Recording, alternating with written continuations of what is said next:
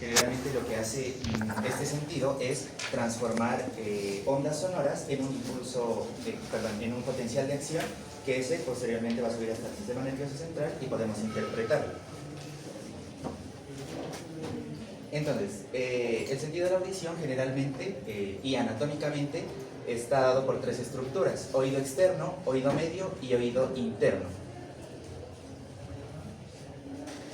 Hablando de cada parte del oído, en este caso entonces vamos a tener el oído externo, que consta del pabellón auricular y del conducto auditivo, que desemboca prácticamente en la membrana timpánica, y esa membrana timpánica, ahí inicia el oído medio, y el oído medio consta de tres huesecillos, que es el martillo, el yunque y el estribo,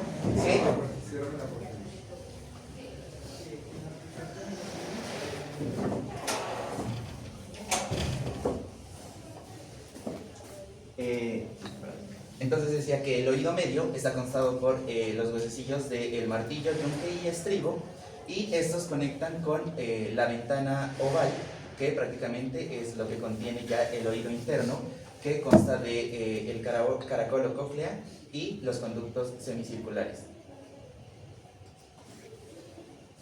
Bueno, cuando hablamos ya de la impedancia acústica, prácticamente esta es la resistencia que ofrece un medio al paso del sonido. Nosotros normalmente, nuestro pabellón auricular y el oído externo consta o hace la función como de un embudo. Prácticamente es recoger todas las ondas sonoras que se encuentran en el ambiente y llevarlo hasta la membrana timpánica, para que esa membrana timpánica con esas ondas pueda moverse. Y al moverse, como tal, esto genera un movimiento de los huesecillos, que ya lo había dicho, martillo, yunque y estribo, y esto lo que ejerce es un movimiento mecánico que permite que esa onda como tal se transmita del ambiente, que es pues prácticamente aire, a lo que se conoce como el caracol, que dentro del caracol pues tenemos líquido. Entonces, cuando nosotros hablamos de la impedancia acústica, es la resistencia que ofrecen ciertos pues digamos líquidos o tejidos a las ondas sonoras. Entonces vamos a tener una onda que es incidente, que es la onda que se genera al primer sonido.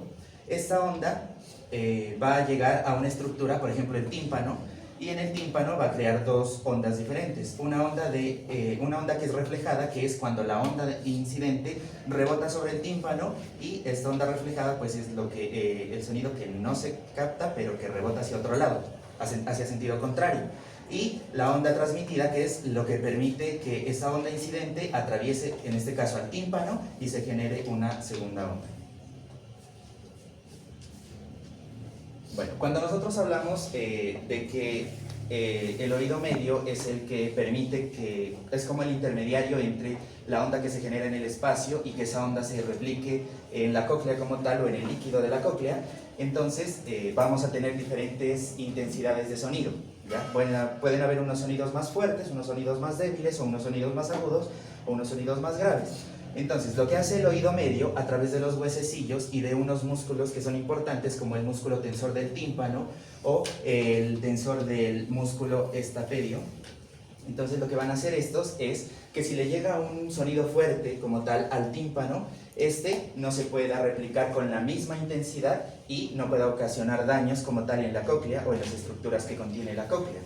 Entonces lo que hace es que estos dos músculos, específicamente el músculo tensor del tímpano, que es el único músculo en el cuerpo que es de tipo esquelético estriado, pero que tiene una diferencia, que este va a ser involuntario. Entonces lo que hace es el músculo del tímpano contraer al martillo para que este tensione al tímpano y las ondas que le lleguen muy fuertes no puedan replicarse con la misma intensidad. Y también, por otro lado, el músculo tensor del estapedio lo que hace es contraer al yunque para impedir que en la ventana oval se replique con intensidad este sonido. Me falta una cosa. Adicional a esto, nosotros tenemos la tuba auditiva que conecta con la nasofaringe, y generalmente cuando nosotros nos encontramos en un ambiente donde hay mucho ruido, por ejemplo, pongámosle en un ambiente fiesta, ya donde hay música, donde hay gente hablando, o donde pueden surgir muchos sonidos, entonces lo que sucede aquí es que nosotros queremos especificarnos en ciertos sonidos. Por ejemplo, cuando una persona nos está hablando, pero hay mucho sonido en la atmósfera como tal. Entonces lo que sucede aquí es que estos músculos también se tensan para, como para inhibir, digámoslo así, o como para no percibir los sonidos mínimos y para intensificar el sonido de la voz de la persona que nos está hablando. Y por otro lado también estos músculos permiten de que cuando nosotros hablemos, esa intensidad de ese sonido no se replique tanto en el oído medio y no pueda generar como un sonido, una frecuencia muy, o sea, muy fuerte como tal. Ya. Y esto pues funciona como una caja de resonancia, bien sea como un amplificador o como algo que baje las frecuencias de ese sonido, en el caso, pues la voz que nosotros, nuestra propia voz. Bueno, cuando ya adentramos un poco en la cóclea, que es el oído interno, entonces en la cóclea nosotros vamos a tener tres compartimentos. Primero vamos a tener la rampa vestibular, que es esta, la rampa vestibular, el conducto coclear, que es esto, y la rampa timpánica, que es esta. Y esto generalmente, pues, entre la rampa vestibular y el conducto coclear, existe una membrana que se conoce como la membrana de Reisner, que prácticamente esta es una membrana muy flexible que cuando el yunque golpea sobre la ventana oval, permite de que las ondas viajen, bien sea por la rampa vestibular o por el conducto coclear, pero esta membrana se mueva y permita de que las ondas estén en estas dos cavidades como tal. Y por otro lado tenemos la membrana basilar. Esta membrana basilar va a ser rígida y esta es la que le va a dar soporte como tal a este órgano que más adelante ya lo hablo, y es el que va a contener eso. Bueno, ya habíamos hablado de la lámina basilar. Esta lámina basilar tiene dos tipos de fibras. Va a tener unas fibras cortas pero rígidas, y adicional a eso va a tener unas fibras largas pero flexibles. Esto me permite de que cuando me lleguen diferentes frecuencias al oído, yo pueda saber si esa frecuencia es aguda o si esa frecuencia es grave. Entonces, cuando hablamos de las fibras cortas y rígidas, en esta pues están cerca del inicio de la cóclea y vibran con los sonidos agudos. Entonces lo que hace es que los sonidos agudos van a permitir que la lámina basilar se mueva al inicio de la cóclea, y eso me permita definir si es un sonido grave. Agudo. Y las fibras largas y flexibles se van a encontrar hacia el final de la cóclea, y hacia el final de esta lámina basilar va a haber algo que se lo conoce como helicotrema. El helicotrema ya es la porción más flexible de esta lámina basilar, y esto es lo que me permite a mí escuchar sonidos graves que tienen menos frecuencia. Bueno, ya adentrándonos un poco en el órgano de Corti, las células ciliadas, y vamos a tener dos tipos de células: células ciliadas internas, y células ciliadas externas. Las características que estas células tienen es que esta tiene una sola fila, las células internas tienen una sola fila, mientras que las células externas están compuestas aproximadamente por 3 filas. Estos dos tipos de células van a tener unas estereovellosidades, y estas estereovellosidades son las que me permiten despolarizar a este tipo de células para que se pueda generar un potencial de acción.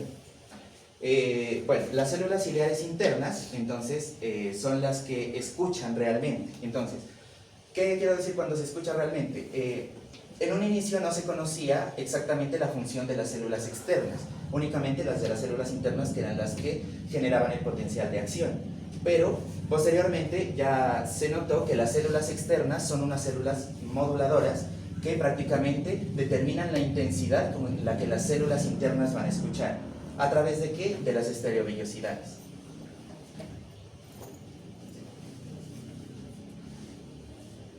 Bueno, adicional, dentro del órgano de Corti vamos a tener una membrana tectorial. Esta membrana tectorial, lo que generalmente es una capa mucosa que vibra con la intensidad del sonido. Esto me permite de que estas estereovellosidades de las células internas y externas se muevan, ¿ya? Y también esta membrana tectorial es como la que replica esas ondas que le llegan para que se pueda determinar el volumen de ciertas frecuencias. Y y la fricción que genera esto es lo que decía, permite la despolarización de las células. Y por otro lado tenemos la membrana basilar. Esta membrana basilar, como ya lo había dicho, es donde se apoya el órgano de Corti, y estas también van a vibrar, permitiendo también determinar el volumen con el que estoy recibiendo la frecuencia. Cuando hablamos de los líquidos, decíamos, o sea, cuando hablábamos de los oídos, interno, externo y medio, hablábamos que dentro de la cóclea esa onda que se encontraba en el aire cambiaba a un líquido. Sí, se replicaba por un líquido. Y dentro de ese líquido que se encuentra en la cóclea vamos a tener dos. Una que se llama endolinfa, y como podemos ver, la endolinfa es rica en potasio y baja en sodio y un poco baja en cloro. Y también vamos a tener a la perilinfa. La perilinfa es rica en sodio y en cloro, pero va a ser muy baja en potasio. Entonces, entre estas dos, entre la endolinfa y la perilinfa, va a existir una diferenciación de electronegatividad de más 28 milivoltios. Y a esto se lo llama o se lo conoce como potencial endococlear, que aumenta con la sensibilidad del oído para percibir sonidos muy suaves. O sea, esto permite que la célula se despolarice o se repolarice para así poder captar todos los sonidos que se encuentran en el ambiente. Por eso nosotros podemos captar incluso cuando nos frotamos la ropa, que es un sonido muy leve, e incluso cuando nos paramos al lado de un parlante y escuchamos la frecuencia que es muy alta.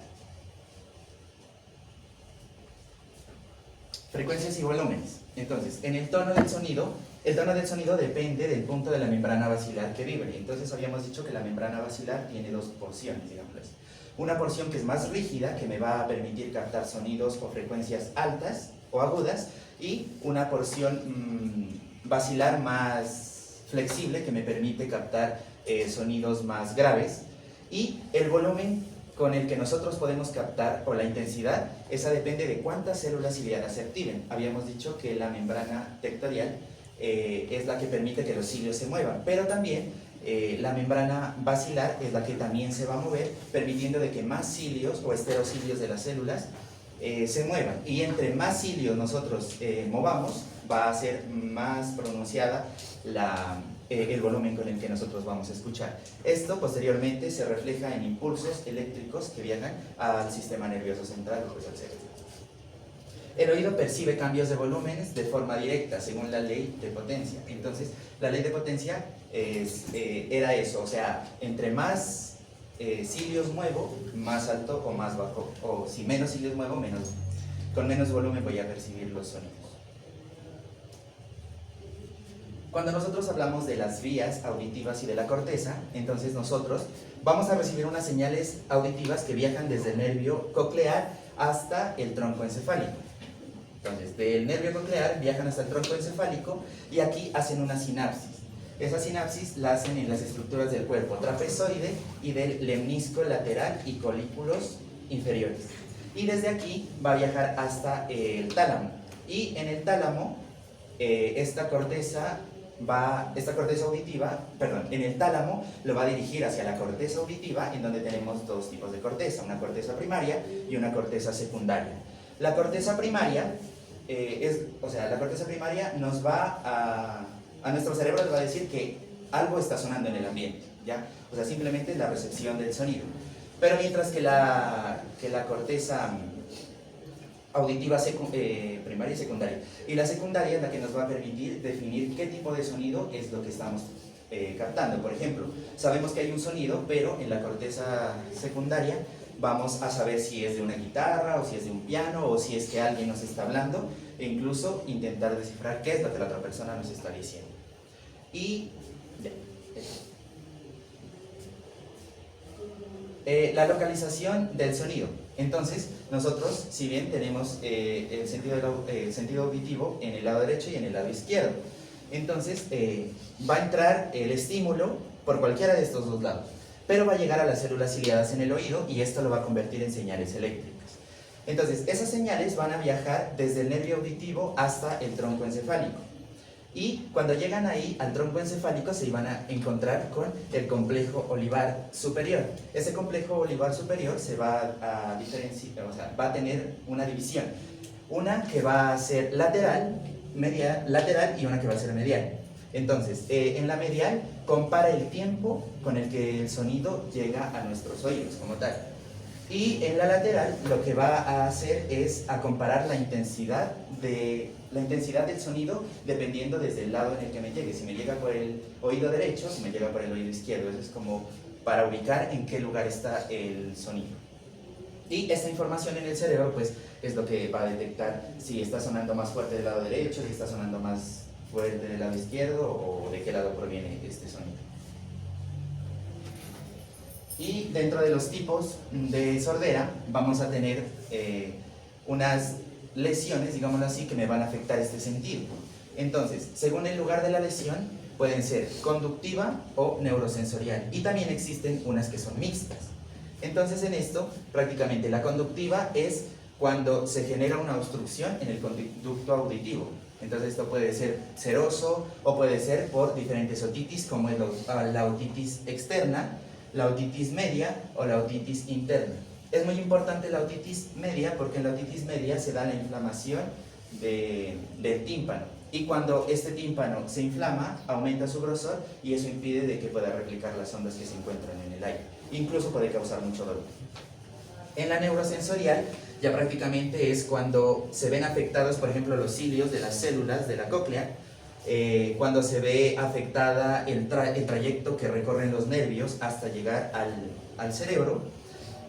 También puede verse afectada esta por una exposición a sonidos fuertes que puedan generar daño en las células y también por la edad. A medida que avanza la edad nosotros podemos perder audición.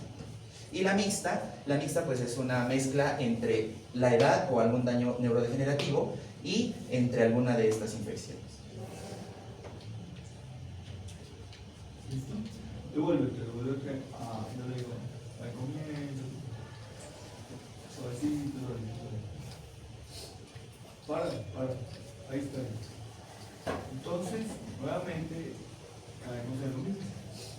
Ahora ya no tenemos una sensación de tipo electromagnética como lo hemos visto la semana pasada con la misión, en la cual lo que se encargaban era que esas ondas de luz se conviertan en un potencial de acción.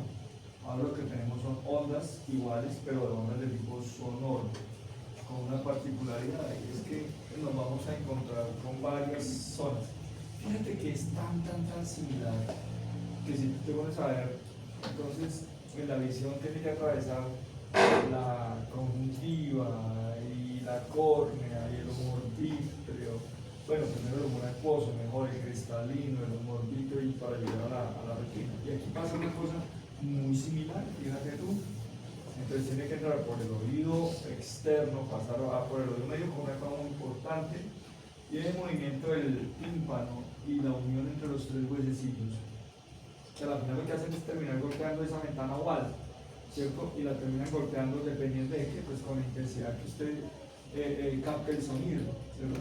Sin embargo, como también lo dieron ellos y está escrito allá, ellos, esas estructuras también se encargan, uno, de encarrilar las ondas hacia donde tienen que llegar para poderlas convertir en un potencial de acción, pero otra función que cumplen esas partes del oído es que menguan o causan esa impedancia acústica impidiendo que los sonidos se escuchen de manera estridente dependiendo de lo que usted lo esté escuchando. Ahora bien, ¿por qué es tan importante nosotros los médicos determinar esto? Uno, pues porque estamos hablando de la neurofisiología y entonces necesitamos entender cómo escuchamos. Pero otra cosa interesante es la patología. Y ahí el lío de una patología como las otitis que son tan frecuentes en los chinos. Chino que entra cuando ustedes estén haciendo el rural o cuando ya estén atendiendo pacientes van a acordar que empieza el año y empiezan las otitis. Porque los chinos los chiquiticos llegan a los jardines infantiles o a las escuelas, sobre todo los de primero o segundo grado, los más chiquitos, los preescolares, y ellos revuelven todos los bichos entre ellos ahí. Entonces, el chino más debilucho, pues toma y madre que cae, le meten su hemófilos influenza, le meten su bicho de esos y hace su otitis. Y ahí para allá cae el otro, después cae el otro, ¿sí entiendes? Ahí los más débiles caen siempre. He ahí el problema. Si un chino de los comienza a hacer otitis a repetición, va a haber afectado esto que acabamos, esta parte que acaban de describir perfectamente ellos, ¿cierto? Ahora bien, vámonos, sigue. ¿Y quién se comporta? Dale, yo te digo ahorita. Para él. ¿Quién se comporta como la retina en el oído? El órgano del corazón. Él es como si fuera la retina del oído, ¿vale? Porque al fin y al cabo ahí en el órgano del corazón sigue ocurriendo con más. Ahí, pararon ahí. Entonces, esa estructura que ustedes están viendo ahí con esas células ciliadas externas y esas células ciliadas internas, lo que están haciendo es a la postre convertir bien acá. Quiero que observen esta imagen de acá. Miren el ganglio espiral acá, ¿sí lo ven? Entonces lo que estamos convirtiendo es todo lo que venía como una onda sonora que se metió por el conducto auditivo externo, golpeó el tímpano el huesecillo, el huesecillo a la ventana oval, la ventana oval movió el agua y esta vaina movió estas fibras, sobre todo estas células ciliadas, tanto las internas como las externas, sobre todo las internas que son en realidad con las que uno escucha. Estas son conciliadoras entre estas y esto es lo que se ha descubierto en los últimos años. Entonces aquí es donde está la clave, porque mire, si es que aquí dice ganglio espiral y de aquí para allá se forma el nervio coclear, quiere decir entonces que aquí es donde se transforma específicamente esas ondas sonoras en un potencial de acción. ¿A través de qué? Y ustedes escucharon ahorita cuando hablaron de sodio y de potasio, ¿se dieron cuenta? Entonces hablaban de zonas que tienen más sodio que potasio y eso lo que hacen es abrir esos canales de sodio y convertirlos en un potencial de acción, despolarizando estas células de acá, ¿cierto? Y convirtiendo esto a través del ganglio espiral que se convierte en el nervio coclear y subir la imagen a través del sonido a través de las vías que ya les describí antes. Pero me interesa mucho esta parte de acá. ¿Listos? Bien, preguntas sobre audición. Creo que me olvidé una cosa, doctor. Dentro de los humanos también el lapso entre decibeles que podemos captar es de 80 hasta 200 decibeles. Por ende, los sonidos muy bajos que estén por debajo de 80 decibeles no los vamos a poder captar y los que sean muy altos por encima de 200 decibeles. Sí, pues ustedes no pueden escuchar música a todo madre volumen. Y no esa música es la que escuchan ustedes que no eso ennegrece y eso entristece el alma y el corazón y los oídos. Eso va en contra de todo el bienestar físico y mental de cualquiera. ¿Sí? Entonces, eso es como vivir. Cuando uno éramos médicos internos y nosotros, como yo sí, verdad, internado, ustedes no van al internado, nosotros sí. Nosotros veamos en el hospital al frente de las monjas, imagínense. Las pobres monjas con nosotros al frente. ¿Cierto? Y gente de la Universidad Nacional, de la Universidad del Valle, de la del Cauca y nosotros los del Pereira, imagínense. Imagínense. Esas pobres monjas lo que subieron en esos años. Entonces es lo mismo para con esta listos 1, 2 y 3, ¿sabes? ¿Quién sigue? ¿Sigues tú? Dale pues. Bueno, siguiendo con el sentido del gusto, tenemos que va a depender enteramente de las yemas gustativas. Y aquí también participa el olfato y la estructura de los alimentos para reconocer el sabor. Entonces, el sentido del gusto lo que nos permite es reconocer el sabor y la calidad de los alimentos, relacionar el sabor con las necesidades metabólicas del cuerpo y generar placer o rechazo de los alimentos según pues, nuestro cuerpo lo quiera. Bueno, hay receptores químicos que van a percibir tanto dulce, salado, umami o amargo. Entonces, el sodio, el potasio y el cloro van a percibirse por el gusto como sabores salados. La adenosina se va a percibir como modulador de gusto, el glutamato y la isosina se va a percibir como sabor umami y el sabor dulce y amargo, pues receptores de dulce y amargo.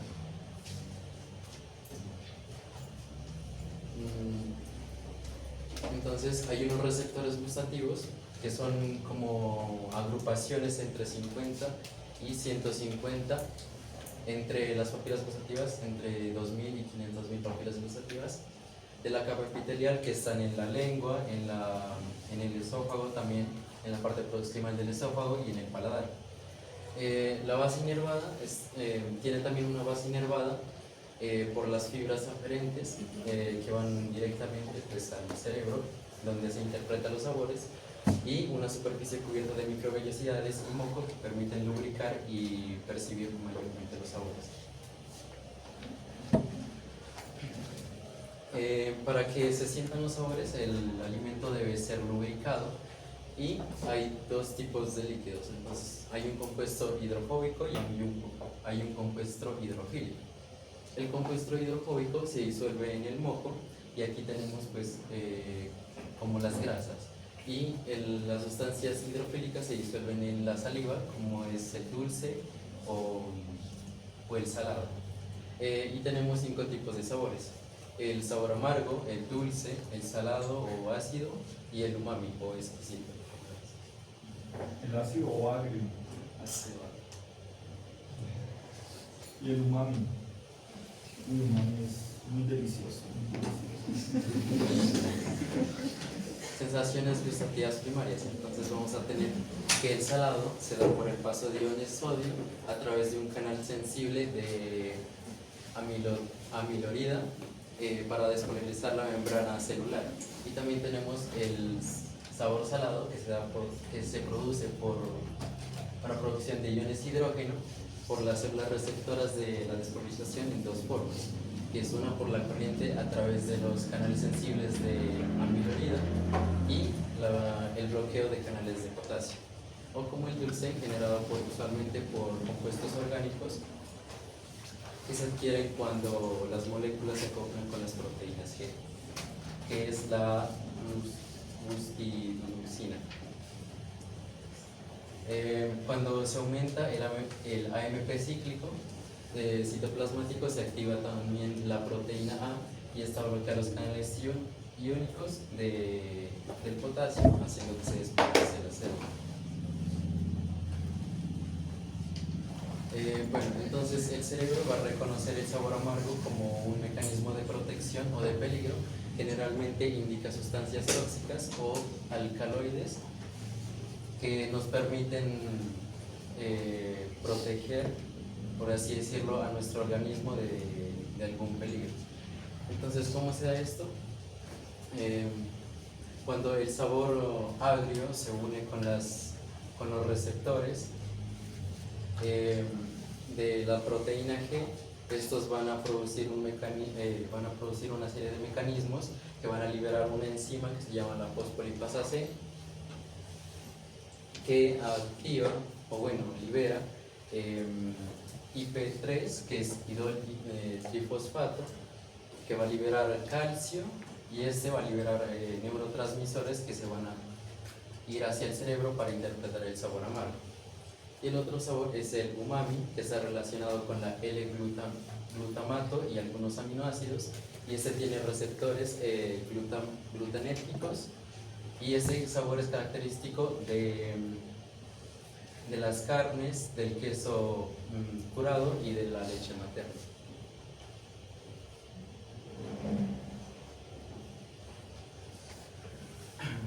Umbral gustativo. Entonces, para percibir el sabor necesita haber un umbral.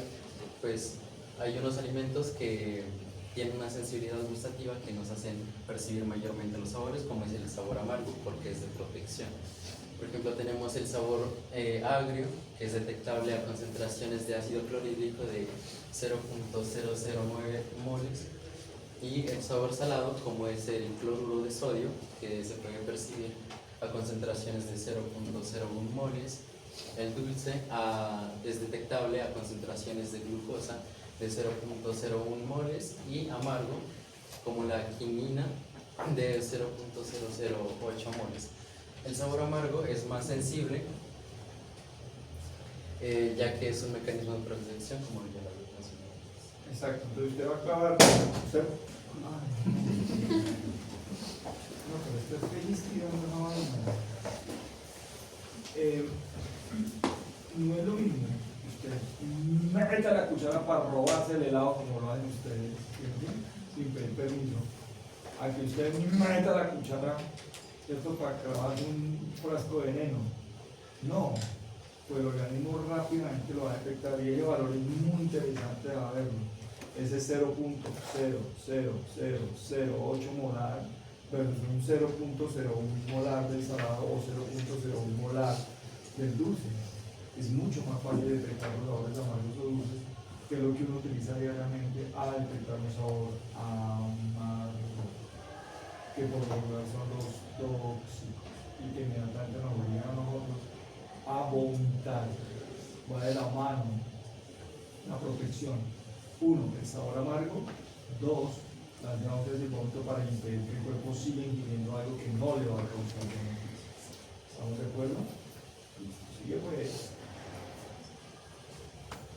Bueno, entonces tenemos las yemas gustativas que tienen un diámetro entre 1 de 30 micras, una longitud de 1 entre 16 micras y se componen alrededor de 50 células epiteliales multiplicadas.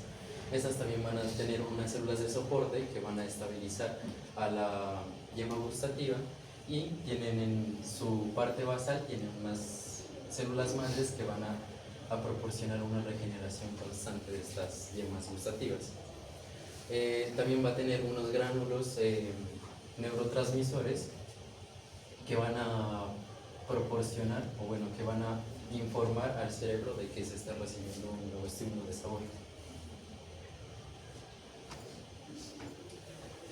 Bueno, las yemas gustativas están rodeadas de poros gustativos. Estos lo que van a ayudar es a percibir mejor el sabor desde la superficie y van a enviar un estímulo hacia las fibras nerviosas aferentes para que se interprete el sabor en el cerebro.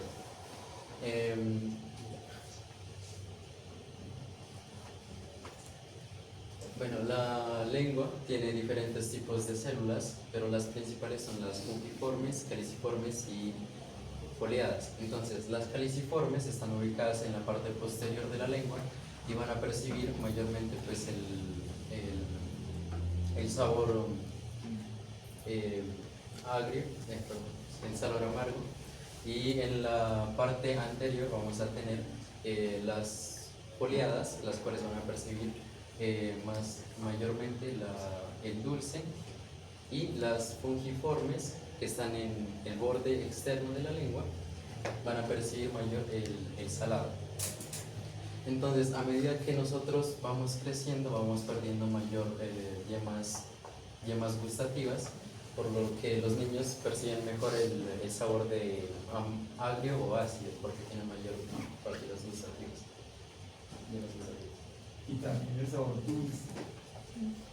Por los chinos les fascina el helado. Y otra de las mamás tienen huevo con el cuento, no hay quien la coge cuento. Que los chinos tienen que tomar sopa. ¿Para qué? ¿Quién dijo que va alimentado? ¿Entiendes? Me acuerdo cuando la consulta, la mamá iban bravísimas conmigo. Porque la mamá llegaba a darme quejas y me decía, es que el chino quiere tomar sopa, que no tome. Y esa mamá me decía, no tiene otra gafa dulce de él, le gusta el chino. Entonces yo le decía al chino, ¿tú le gusta el helado? Sí, me decía el chino, él le más helado al chino. Uy, esas mamás habían bravísimas conmigo. ¿Y qué? ¿Usted fue la que estudió medicina o yo? ¿Quién es la que sabe fisiología? ¿Usted o yo? Los chinos saben cómo es. ¿Usted cree? Por ejemplo, los chinos de los 2 años, los chinos dejan de tragar, todos los chinos de los 2 años dejan de tragar en una época. ¿Cómo lo aguantar hambre? No le pongan cuidado. A un chino usted le da comida por la mañana y a las 2 de la tarde está muriendo de hambre y tragan lo que sea. Son animalitos. Creo que uno de ser humano se deja morir de hambre por el berraco, ¿no entiende? No. Entonces los chinos. Ahora, y entonces la mamá decía, es que el chino no come. ¿Qué desayuna el chino? Huevo tibio. ¿Cuántas veces le mandan? Todos los días. ¿Qué? Señora, trágase usted 20 huevos tibios, 20 días que bajar, usted ya no quiere volver a dar un berraco huevo tibio en su berraca vida. Cámbiale el huevito al chino y déjele dar por la mañana, pues déjele por la noche si quiere. Rótele un huevo al pobre chino, ¿me entiendes? ¿Ah? Entonces la mamá cree que los chinos son robots, pues. No, en eso hay que ser considerado con los chinos, sobre todo con esta vaina de los abuelos, hay que tener muy en cuenta eso. Y los abuelos, sí que los abuelos pierden dientes, dejan de salivar y el gusto por las cosas. y quiere que el abuelo le meta un postre de nata, nada, si la abuelo ya no quiere nada, no jodan. Abuelo que quiere morir en paz y ustedes muriendo ahí, encima de ya tostadas que no pueden, no tienen que quejar ayudar. ¿Sí? Entonces uno sabe que quiere matar al abuelo rápido para heredar esa finca que siempre han querido. O lo que quieren es el pobre abuelo, ¿me entienden? Entonces tienen que tener consideración fisiológica con el pobre abuelo. Las yemas gustativas comienzan a desaparecer con la edad. ¿Sí? Entonces por eso es que uno cuando el chino le gusta el dulce de vaca y va bajando la edad y uno ya, sí, chévere. Uno todavía le gusta el helado, pero ya no como antes que no, claro, hijo de madre. ¿Sí? Y sigue, que ahorita vamos a hablar de lo que me fascina hablar aquí. Vamos a ver, vías gustativas. Entonces, las vías gustativas las vías gustativas centrales no se cruzan en línea media. Esto lo que quiere decir es que si se siente el sabor en el lado izquierdo de la lengua, entonces se va a ir al hemisferio izquierdo. Y si se siente en el lado derecho, se va a ir al hemisferio derecho. Esto se llama percepción gustativa ipsilateral. La respuesta gustativa hace sinapsis con las neuronas aferentes, con los nervios craneales, que es el glosofaringeo, el vago y el facial. Las señales gustativas, los 2/3 anteriores de la lengua, van a transmitirse por cuerdas del tímpano. por la cuerda del tímpano, ¿verdad que es una raícita chiquita que tiene el séptimo par craneal? Sí, dale. Por la cuerda del tímpano del séptimo par craneal, que es el facial. Y en el gusto, en el tercio posterior de la lengua, lo hace a través del noveno par craneal, que es el glosofaringeo, y en el 10º par craneal la envía la información gustativa a la parte superior de la faringe. Esto es muy importante tener en cuenta eso de los 2/3 y el tercio, para uno saber cuando un paciente tiene, por ejemplo, un trauma en la cara y saber qué tan afectado quedó y qué parte del quedó más afectado. Entonces, usted lo pone, ustedes lo van a ver en semiología. ¿Usted ya vio en semiología? Bueno, algún día van a ver semiología, unos 3 años van a ver semiología. Entonces, cuando vayan farmacología algún día, entonces van a ver que uno le pone cosas dulces o saladas para determinar si el daño es en el séptimo, o en el noveno o en el 10º par. Es muy interesante esto, lo hacen los neurólogos que son muy juiciosos y son gente muy fina, que sabe mucho de eso. Bueno, continuando con las vías gustativas. Bueno, no sé. No hay problema con los números. Después del 25 sigue el 26 pelado.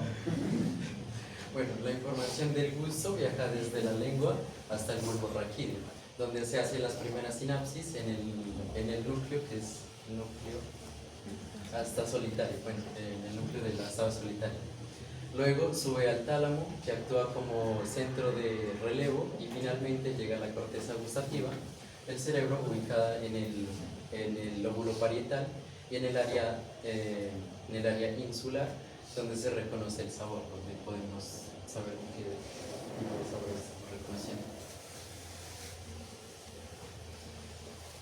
Adaptación del gusto. Bueno, la adaptación del gusto es cuando nosotros ingerimos alguna sustancia y por un tiempo prolongado y después la dejamos de sentir, ya que hay un estímulo que es prolongado y pues comenzamos a sentir esa sensibilidad de esa sustancia que ingerimos. La preferencia gustativa es una experiencia la cual el cerebro guarda como desagradable cuando nos da una sustancia, nos da vómito o náuseas, esta la guarda como negativa para no volverla a probar. Y la ceguera gustativa hace referencia a la incapacidad de que algunos individuos no pueden percibir los mismos sabores que otros. Tipos de ceguera gustativa puede haber dos: específica y total. La específica es la pérdida de un solo sabor y la total es la pérdida de todos los sabores, o también llamada ageusia. Entonces, bien. ¿A quién le gusta el arroz con leche acá? Gas, esa mierda sabe horrible. Lo odio esa vaina. O sea, Entonces yo tengo una anécdota, y la hijo madre en Pereira, cuando yo llegué a vivir a Pereira, y me invitaron a la casa de un amigo, y me dieron arroz con leche, y yo, vaina, no, es que me vomito, nomás viéndolo, a mí ya me dan ganas de vomitar. Gas, esa cosa, yo no sé quién se la inventó, que yo una vaina era rica. Y yo cuando le echan, no, eso le echan de todo, para el vómito de borracho, ¿entiendes? Y a veces la hacen con pasas, yo parece que le hubieran caído moscas a esa cosa. No, terrible esa vaina. ¿Te imaginas? Y yo de visita, y me dan arroz con leche de Lucía, la mamá, y todo el mundo eso habla como si fuera, pues, es que el arroz de leche que hace mi mamá, eso me tiene sin cuidado, mamá, es que usted el arroz con leche que hace mi abuela, su abuela también vale peor. Gas, ¿te imaginas? Y yo para decir que no, y yo veía esa vaina, y todo el mundo comiendo con ese gusto, y yo, gas. O me vomito o digo la verdad, yo no me como esa vaina. ¿Qué será mejor? Yo así, yo no digo, o sea, yo que soy obsesivo, yo comencé a sufrir. O sea, yo creo que envejecí como 5 años y día, para poder, hasta que digo, vaya, ¿saben que lo que pasa es que yo no puedo transar? O sea, algo me pasó cuando chiquito con el arroz con leche, me lo metieron quién sabe por dónde, pero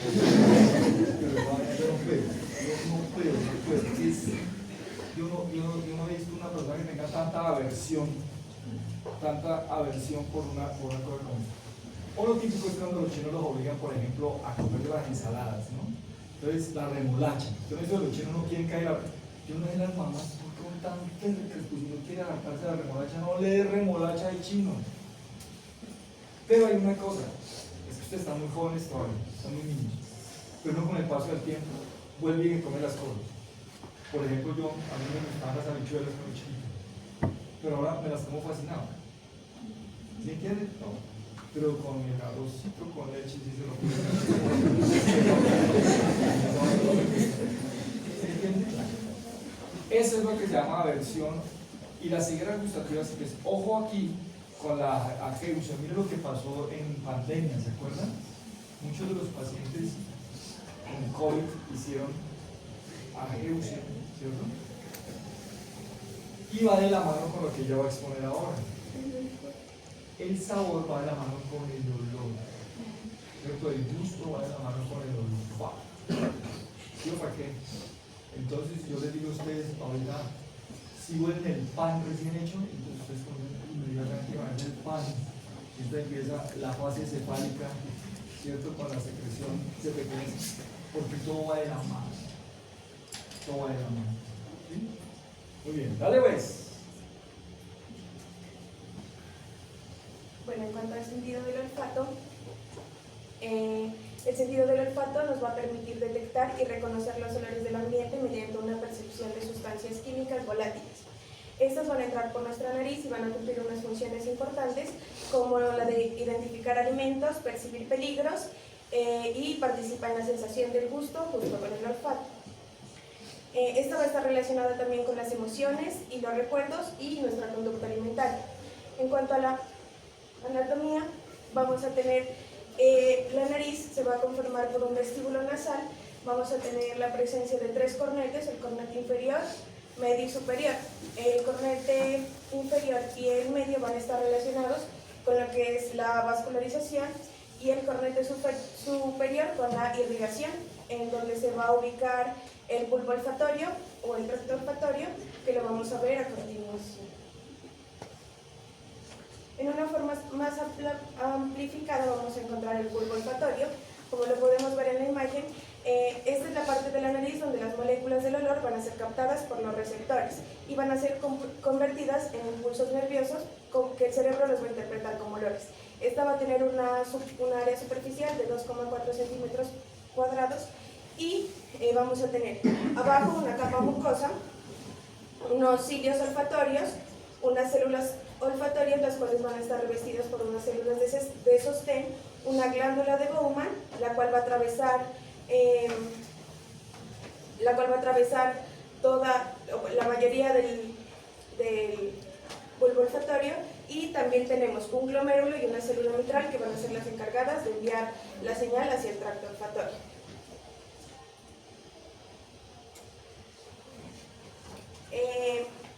En cuanto a las células olfatorias, estas van a ser neuronas especializadas que se van a encontrar en la membrana olfatoria y se van a encargar de detectar los olores. Estas cada una va a tener de 4 a 25 cilios, que va a ser lo que nos va a permitir captar esas moléculas olorosas disueltas y pasarlas por medio de la mucosa para que se pueda enviar la señal. Cuando estas moléculas se unen a los receptores de los cilios, la célula va a generar un impulso nervioso y va a viajar hasta el bulbo olfatorio, donde se va a reconocer el olor. Fíjate, voy a hacer una cosa. Fíjate lo gravísimo que es copiar del libro y pegarlo allá. Ustedes copiaron, eso está copiado del libro así, está calculado. Y usted está leyendo. Eso no es un estudio. No, usted tiene que exponerme algo como ellos. Pero no me lea, porque usted me está leyendo y además usted copia. Vale, les corrijo cosas para que usted. Primero me cuente cuántas líneas tiene esa diapositiva. 1, 2, 3, 4, 5, 6, 7, 8, 9, 10, 11, 12, 13, 14, 15 líneas. Ya tiene 15 líneas. Ay, qué coloca. Cuando usted va a hablar de las células olfatorias, ¿por qué coloca? Las células olfatorias son neuronas. Quítenle las células olfatorias, porque usted ya sabe qué está hablando. De las células olfatorias.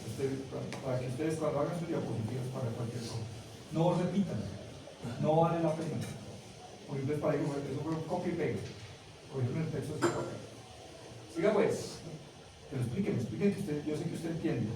Bueno, entonces aquí vamos a tener a las células epiteliales, las cuales van a tener unas dendritas, y estas son las que van a hacer que las moléculas odorantes se peguen. Entonces, desde las células olfatorias se van a enviar los estímulos hacia el nervio olfatorio. Bueno, en cuanto a la glándula de Bowman, tenemos que esta se va a encontrar en la membrana olfatoria por debajo del epitelio, y su función principal va a ser secretar inmunoglobulina A y la OBP, y también va a ser una de sus funciones va a ser secretar moco. ¿Por qué es necesario el moco? Porque de esa forma las sustancias odorantes se van a pegar a los cilios y es como se va a enviar la información hacia el nervio olfatorio. La inmunoglobulina A va a ser importante porque esta nos va a ayudar en cuanto a proteger nuestro sistema respiratorio de las infecciones que podemos llegar a tener, y la sustancia BP va a ser la que la vamos a explicar luego, que va a ser una proteína que hace que la sustancia odorante se pegue a la célula como tal. ¿Dónde está la glándula de Bowman? Usted me colocó una imagen. La glándula de Bowman está todo aquí. No, pues Aquí. eso, por eso, ustedes pusieron glándula de Bowman, pusieron la gráfica, pero no pusieron la glándula de Bowman. ¿Sí la ves? ¿Está cortada? Creo que ahí no la ve usted. Pues si usted coloca una imagen, tiene que colocar una imagen que corresponda a lo que usted va a decir. Pongan una igual, ahí estaba la glándula de Bowman y la cortaron. Dale pues. No lo dudo. Exacto, pues entonces vamos a devolver, vamos a quedar aquí hasta las 4 de la mañana viendo la glándula de Bowman. Hágale pues. Bueno, en cuanto a la estimulación de las células olfatorias, vamos a tener que la sustancia odorante se va a pegar hacia el receptor del odorante por medio de las OBP. Aquí se va a formar una proteína, G, la cual va a liberar una parte de ella que va a ser la sustancia alfa. La sustancia alfa de la proteína G se va a unir a una denilatociclasa, y la denilatociclasa nos va a abrir canales de AMP cíclico, convirtiendo el ATP en AMP cíclico. Este AMP cíclico va a liberar moléculas las cuales nos van a abrir los canales iónicos, y es así como se va a producir el potencial de acción.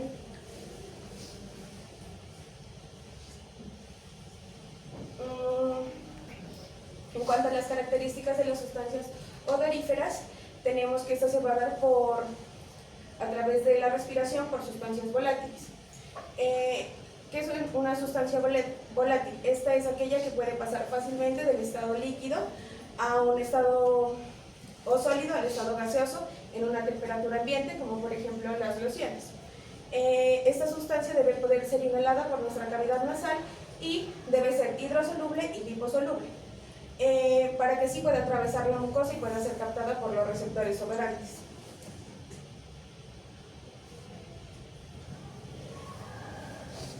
En cuanto a los potenciales de membrana, tenemos que esta va a ser alrededor de menos 50 milivoltios y a este nivel se va a presentar el potencial de membrana, pero cada 20 segundos vamos a tener que este canal se abre y va a disminuir a menos 30. Eso quiere decir que en el periodo de 20 segundos, cada 20 segundos se va a producir un estímulo, haya o no haya una sustancia que nosotros debamos oler.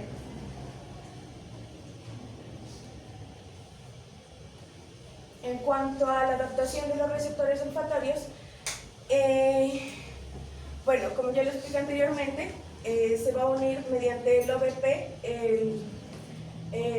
la molécula de odor por el receptor en la proteína G, va a liberar una proteína G alfa, lo cual va a producir una metilato ciclasa, pero en cuestión de la adaptación, la diferencia es que se va a unir una proteína carmodulina y esta se va a unir con la fosfodiesterasa, haciendo que los canales iónicos se cierren y así se hace la adaptación del olor.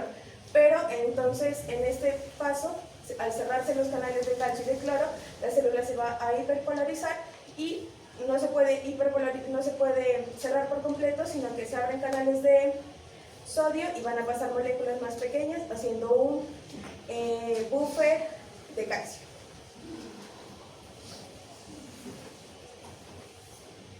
En cuanto a las neuronas centrífugas, estas van a ser las inhibidoras de todo el proceso que estábamos hablando anteriormente y estas van a activar unas interneuronas por medio de los inhibidores GABA, los cuales van a hacer que las células epiteliales se inhiban y no se pueda enviar la señal de glomérulas a las células neutrales.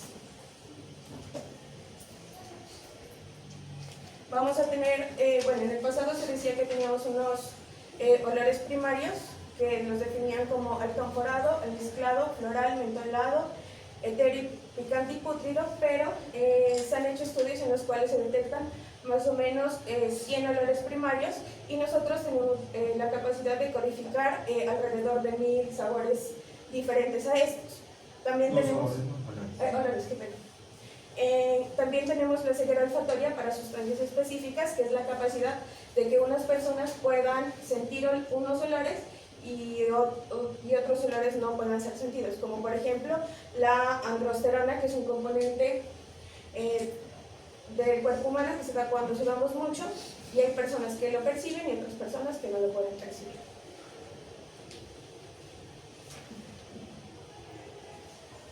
Tenemos también la naturaleza afectiva del olfato. Esta se va a ver directamente relacionada con las emociones y los recuerdos.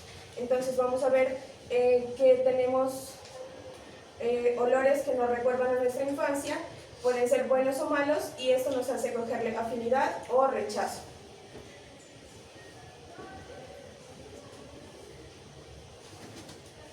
En cuanto al umbral del olfato, va a ser la concentración mínima que nosotros podemos captar.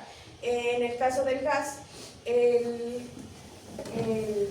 metano no lo podemos percibir directamente, sino que por eso le agregan una cantidad de metilmercaptano, de la cual es una sustancia que sí la podemos reconocer en una muy mínima cantidad y nos sirve para detectar olores que nos pueden poner en riesgo. En cuanto a las gradaciones del olor, tenemos que se percibe como un olor débil o fuerte, y la gradación se puede expresar en diferentes niveles. Estos niveles van a ser un olor muy tenue o apenas perceptible, una intensidad moderada y un olor intenso o fuerte.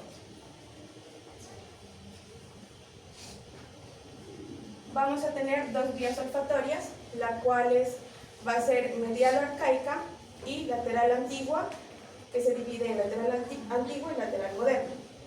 La medial o arcaica va a estar ubicada delante del hipotálamo, donde se van a generar varios núcleos en la porción basal intermedia.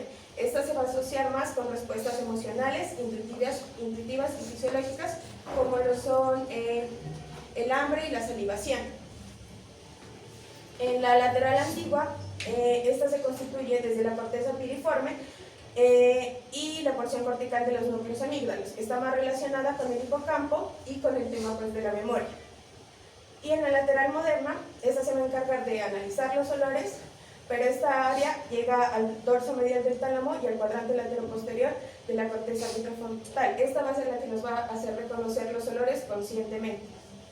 Ya, pero usted me está sacando pedazos y lo del nervio olfatorio y cómo llega y la lámina cribosa y el etmoides y la que podría pasar también la propia este con el tálamo. Es que yo esto me lo sé de memoria.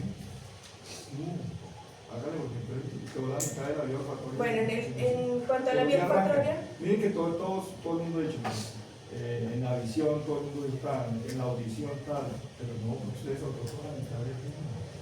en cuanto a la vía olfatoria, se va a dar por medio del nervio olfatorio, que es el primer par craneal, y se va a partir desde los axones de las células olfatorias.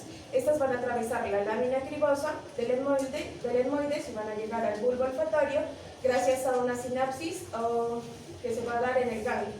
Estas van a generar unos glomérulos en donde se van a encontrar las células mitrales y posterior a ello este penacho se va a enviar al bulbo olfatorio haciendo que se envíe la señal que viaja por las dos vías, la medial y la lateral antigua o moderna.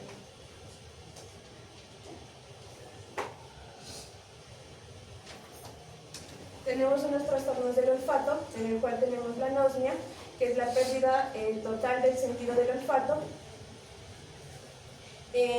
Esta se puede dar por infecciones alérgicas o infecciosas, por traumatismos en la lámina cribosa y en algunos casos por SARS-CoV-2. Tenemos la parosmia, que es una alteración en el sentido del olfato, pero esta es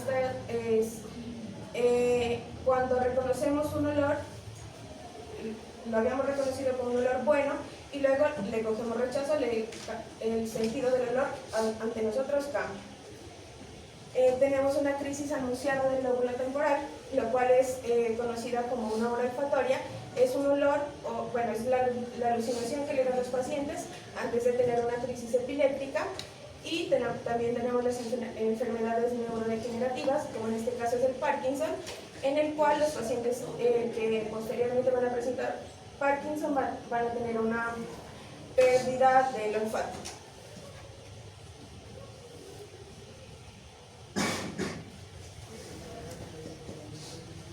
Bueno, en el caso clínico tenemos una mujer de 58 años de edad que como motivo de consulta nos dice que desde hace algunas semanas no siente bien el gusto, no puede percibir olores y escucha muy poco. Como antecedentes presenta una infección respiratoria alta desde hace un mes con fiebre y congestión nasal. También tiene mellitus tipo 2, pero esta está controlada y tiene antecedentes de traumatismo recientes. También no presenta antecedentes de traumatismo recientes. Y toma antibióticos por el tema de la sinusitis. En cuanto a la exploración física, en el oído va a tener hipoacusia bilateral y unos tímpanos retraídos. En la nariz se van a observar mucosa edematosa y congestiva y en la lengua no va a tener lesiones, pero sí va a presentar la ausencia de los sabores. Podemos deducir que los nervios afectados van a ser el nervio olfatorio, el facial y el vestibuloconcreal. En pruebas complementarias se le hizo un TAC, el cual muestra una infección severa de senos paranasales con extensión al oído y un potencial evocado auditivo en estado alterado. Como diagnóstico, una sinusitis y otitis media crónica con compromiso de nervios craneales 1, 7 y 8, ocasionando anosmia, ageusia e hipoacusia. Listo, entonces primero, porque supongo que acá con el intercambio por 3 por aquí. Lo primero, este órgano, uno de los sentidos que tenemos, es el menos desarrollado que tenemos los seres humanos, ¿cierto? Entonces cualquier animal puede tener mucho más desarrollado, por ejemplo los perros, no tienen más desarrollado el sentido del olfato. Nosotros no. Sin embargo, ¿cómo se compensa? Con el gusto, van de la mano, ¿sí? Se van acompañando los dos, los seres humanos, nosotros acompañamos el gusto con el olfato o el olfato con el gusto, van de la mano los dos, no podemos decir quién sobre quién, van de la mano los dos. Por eso cuando uno tiene, por ejemplo, usted encuentra pacientes, olvidémonos del COVID porque fue una cosa que ya pasó y que no es que haya pasado, sino que en el dramatismo ya pasó, pero en el día a día uno que se sigue encontrando. Por ejemplo, pacientes con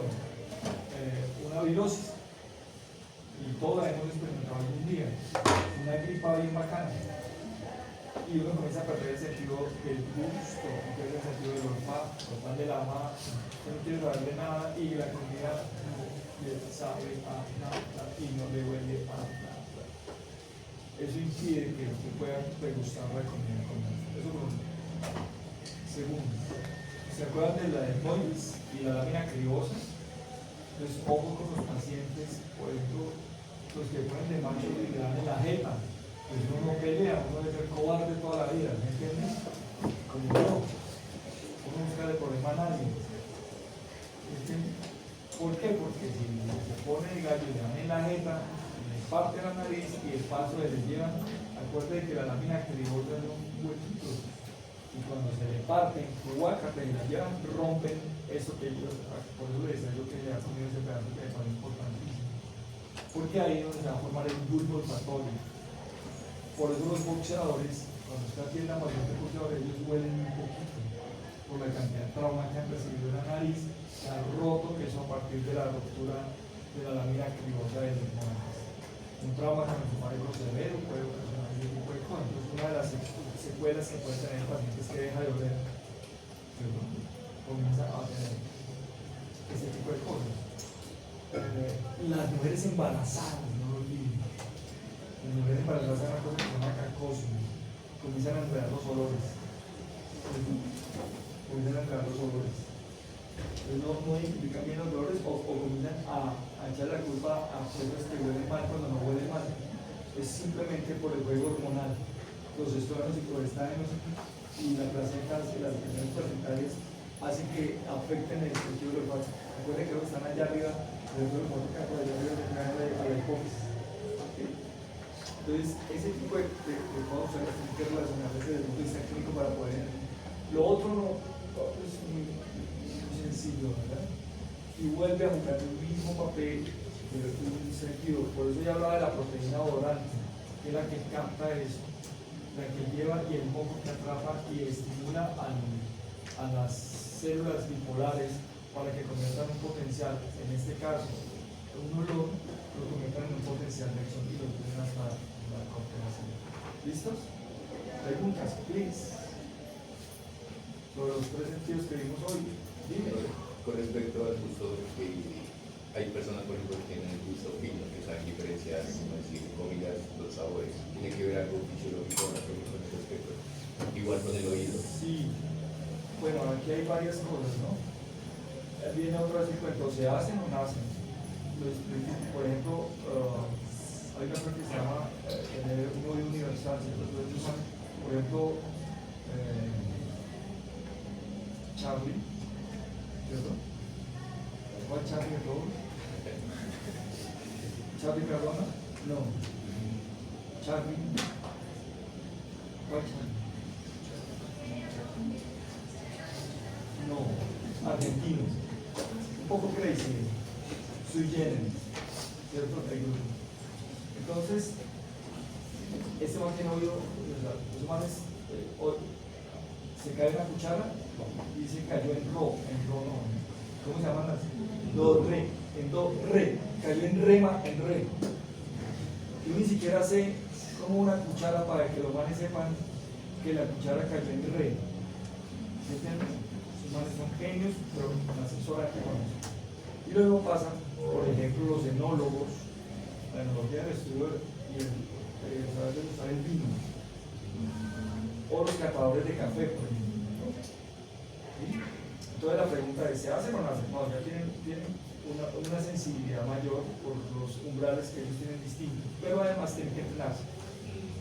No puede ser así de bacán. Entonces ellos saben por ejemplo, en los catadores de café saben la acidez, y mismo en los vinos, la cantidad de taninos, se ponen a leer de esa manera. Usted no es características especiales, son capaces de detectarlo, pero porque tienen un umbral mucho más pequeño, son capaces de detectarlo mucho más fácil que nosotros. Son variantes de los seres humanos como todo lo que hay. Necesita ir en todos lados, en el tipo de cosas. More question, please. Profe, y también venía a intensificar algunos sentidos. Sí, fíjate que ella habló de las auras en las convulsiones, pero la migraña también tiene, como tiene una razón, es una vasoconstricción cerebral dentro de la zona.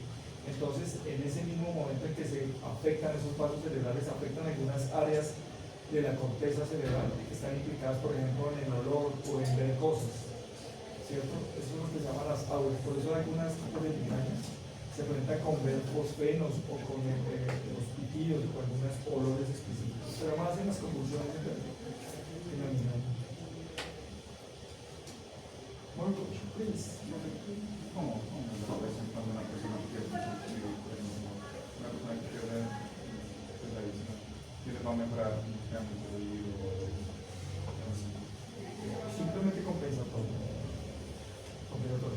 Lo que mejora es efectivamente es el oído, pero es simplemente ahí es por entrenamiento y por necesidad. Es el típico reflejo, comillas, no es un reflejo de supervivencia. Y en cuanto a los umbrales que hablaban de las sustancias también se ven ¿Afectadas? Sí, claro. Por eso lo que me preguntaba, entonces, ¿se hacen o nacen? No, tienen que nacer. Pero una parte también se hace, y en este caso es por mera necesidad. El tacto, los ciegos, el tacto es finísimo. ¿Sí? Pueden detectar, por ejemplo, una moneda de sangre porque tiene imaginación. Estoy hablando del tacto. Sí. Question? No question. Ojo con las diapositivas. Ojo con las diapositivas y ojo con las diapositivas también me gustan en las diapositivas. Muy bien. Para allá, David. Las exposiciones me gustan. Tienes 4, tienes 3. Tiene 3. ¿Listos? Mañana que vamos a hablar de corteza motora y el cuerpo del encéfalo.